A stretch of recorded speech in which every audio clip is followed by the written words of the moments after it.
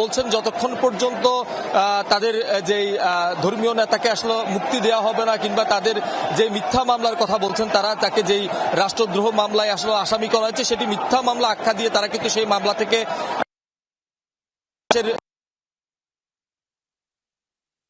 দায়িত্বশীল কেউ আমাদেরকে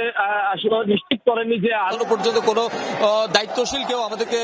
আসলে নিশ্চিত করেনি যে আরো এক দফা তার জামিন শুনানি কিংবা তার যে মামলার যে শুনানি সেটি আবার হবে। তবে সেই গুঞ্জনটি এখনো পর্যন্ত রয়েছে। তবে বিক্ষোভকারী এখনো পর্যন্ত অবস্থান করছেন, আইন শৃঙ্খলা বাহিনীর সদস্যরাও কিন্তু রয়েছেন এখানে। আমরা দেখছি যে দুপুর 12টায় যেই